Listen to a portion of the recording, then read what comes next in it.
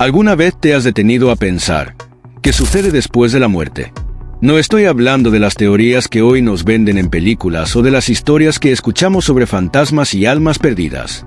Hablo de algo mucho más profundo, algo que va más allá de la imaginación humana. ¿Qué nos dice realmente la Biblia sobre el infierno? Sé que en el aire flotan muchas creencias, cielos, infiernos, purgatorios. Pero, ¿y si todo lo que crees sobre el infierno no es lo que parece? ¿Qué si te dijera que el infierno, según la Biblia, es mucho más oscuro y aterrador de lo que has oído? Hoy te invito a escudriñar las páginas sagradas y descubrir pasajes que probablemente jamás habías considerado de esta forma y podrás dar respuesta a todas las objeciones que hay acerca del infierno. Lo que vamos a descubrir juntos podría desmoronar ideas preconcebidas y cambiar tu forma de ver la eternidad para siempre. ¿Estás listo para descubrir una verdad impactante y quizá más cercana a ti de lo que crees? Comencemos con la pregunta más importante. ¿Qué es el infierno según la Biblia? El concepto del infierno, según la Biblia, es mucho más profundo de lo que a menudo imaginamos. No es solo un lugar de tormento o castigo, sino que tiene una historia compleja que revela una verdad asombrosa y aterradora a la vez. Para entender realmente lo que la Biblia dice sobre el infierno, debemos analizar las palabras que se usan en los textos originales: Gehenna, Hades y Seol. Cada una de estas palabras tiene un significado diferente y nos ayuda a entender mejor el panorama de lo que podría ser este destino final. Comencemos con la palabra Gehenna. Esta es probablemente la más conocida, ya que Jesús la usó con frecuencia en sus enseñanzas. En tiempos de Jesús, Gehenna se refería al Valle de Hinnom, un lugar real fuera de Jerusalén que, en la antigüedad, se convirtió en símbolo de maldad y maldición.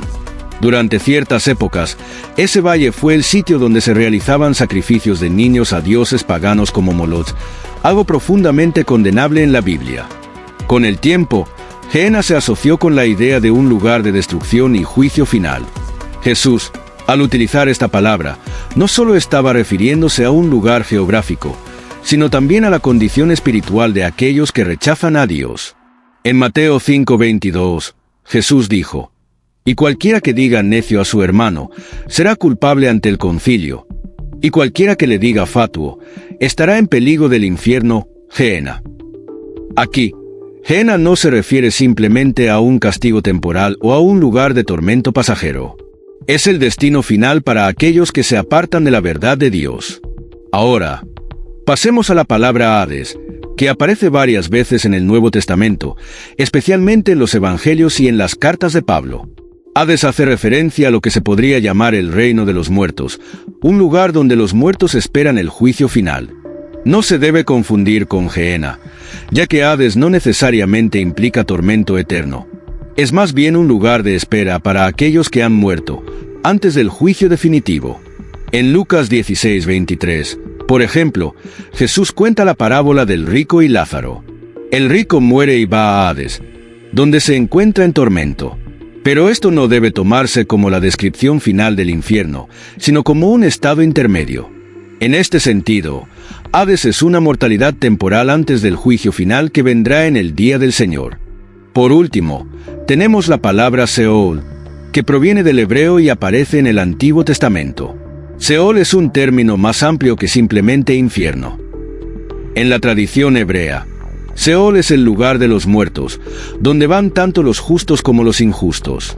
Es un lugar sombrío, sin distinción clara entre bien y mal en cuanto a los que se encuentran allí.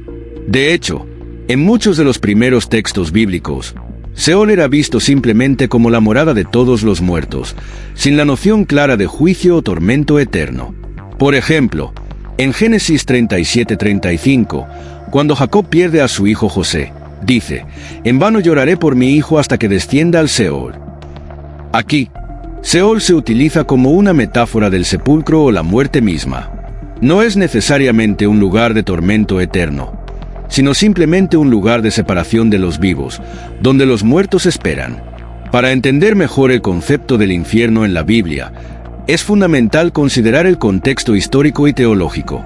Durante la época del Antiguo Testamento, no había una clara distinción entre el cielo y el infierno como los entendemos hoy.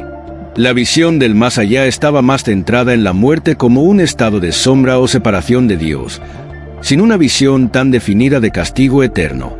Sin embargo, a medida que se desarrolló el pensamiento judío y más tarde el cristiano, especialmente con los escritos de Jesús y los apóstoles, la teología del juicio final comenzó a tomar forma. Jesús, con su enseñanza del reino de Dios, trajo una revelación más profunda sobre la maldición que caería sobre aquellos que se apartaran de Dios.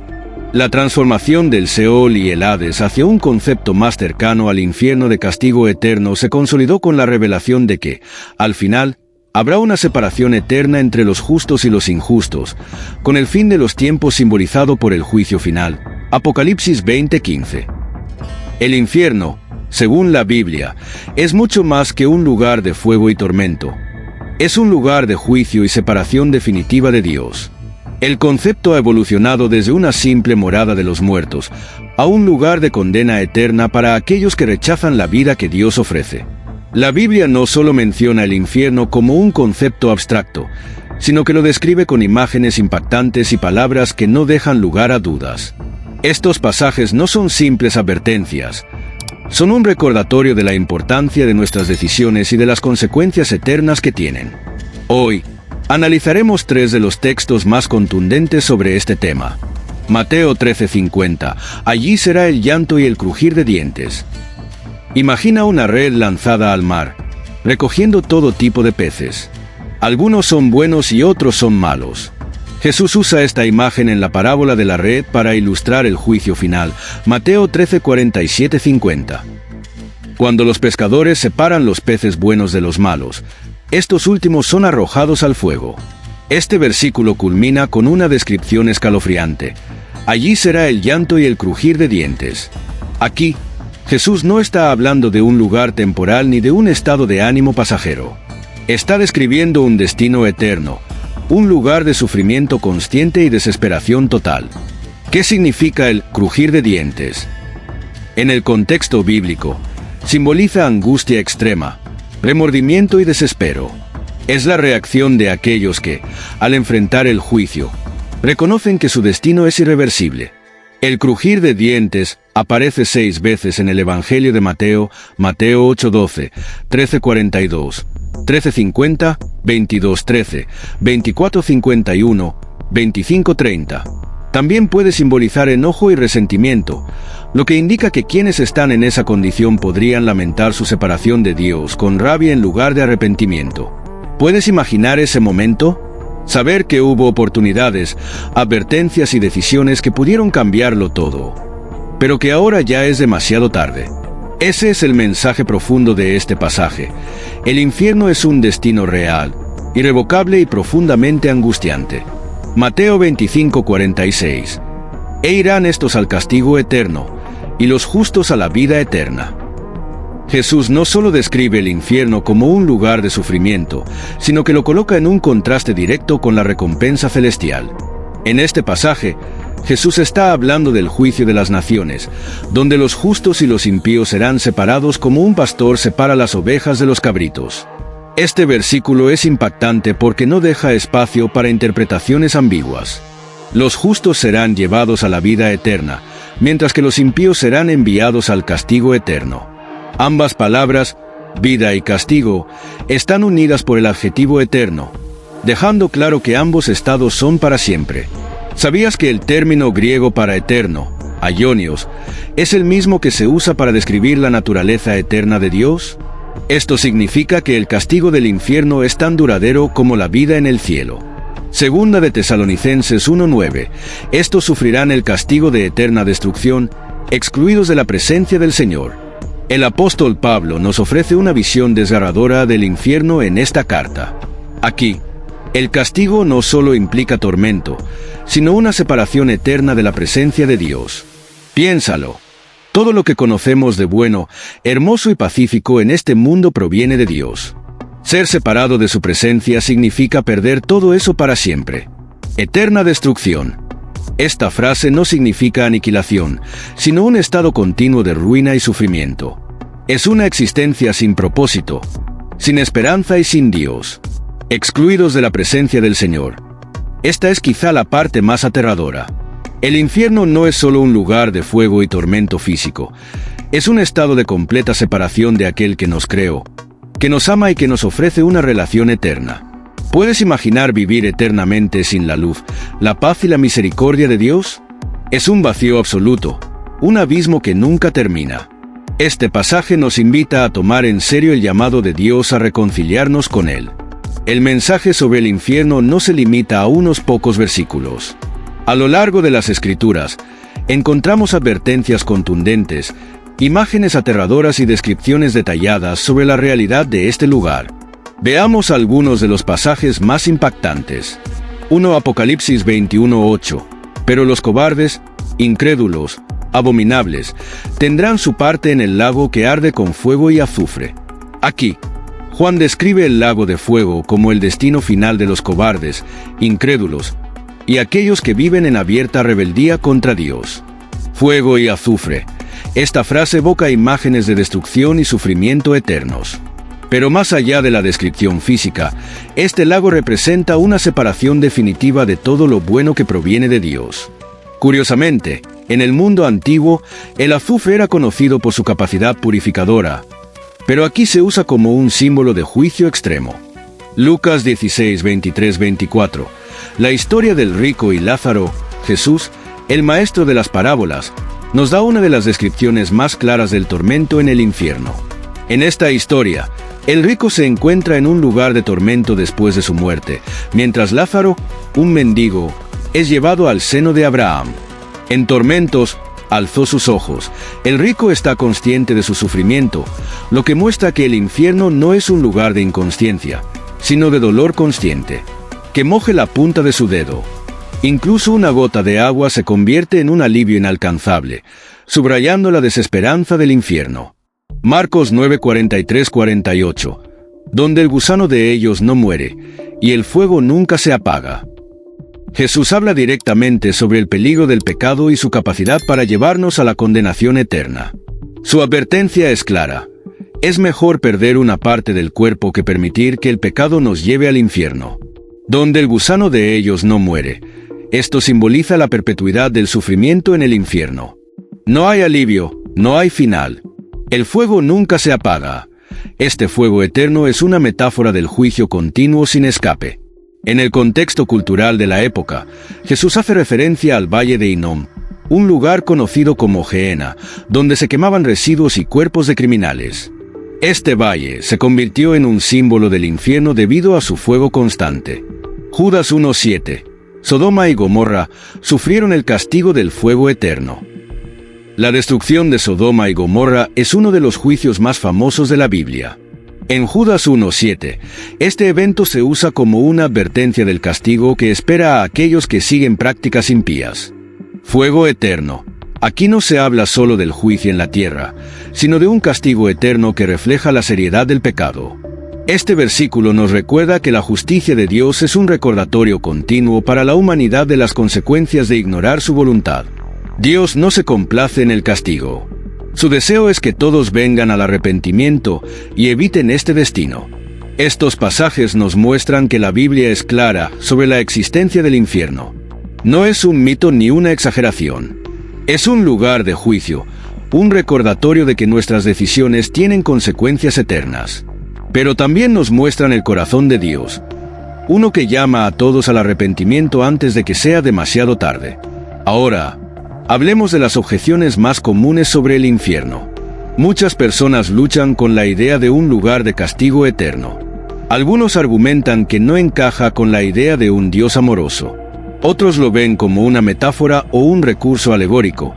Pero, ¿qué nos dice la Biblia realmente? Vamos a desglosar estas ideas y responderlas con claridad. Objeción 1. Un Dios amoroso no enviaría a nadie al infierno. Este argumento parte de una suposición errónea, que Dios envía a las personas al infierno. La realidad es que el infierno es el resultado de rechazar la gracia y la justicia de Dios.